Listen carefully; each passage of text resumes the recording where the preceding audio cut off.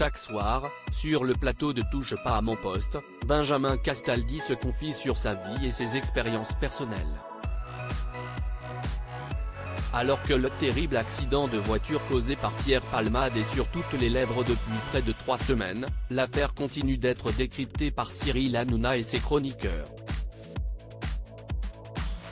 Particulièrement ému par ce drame, celui qui croule aujourd'hui sous les dettes a voulu évoquer l'omniprésence de la drogue dans le monde du show business.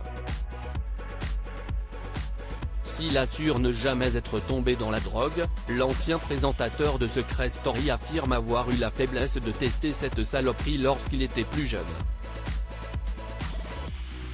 Selon lui, la présence de drogue dans le monde de la télé devrait éclater au grand jour pour éviter de tels drames. Il y a quand même un beau bal des fossés LS concernant l'utilisation de la drogue dans notre métier, le show business. Est-ce que ça m'est arrivé? Je vais vous répondre très franchement, la réponse est oui. J'ai fait des soirées avec Palmade et j'ai vu un certain nombre de gens.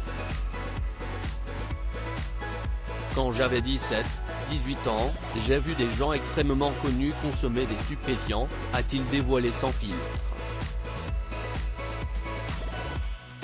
Si est un piège dans lequel on peut tomber très facilement malgré ses petits essais, Benjamin Castaldi n'a jamais sombré dans la drogue et n'a jamais été dépendant.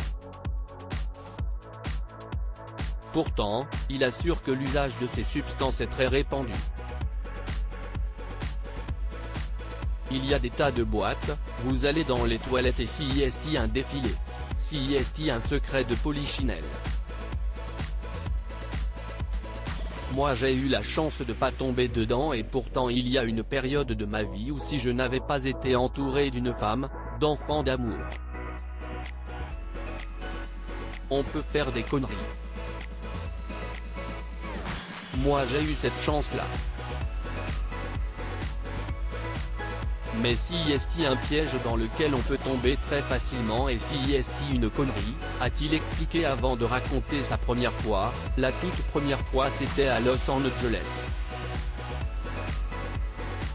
Il y a un mec qui m'a dit, tiens essaye ça et comme un CN j'essaye.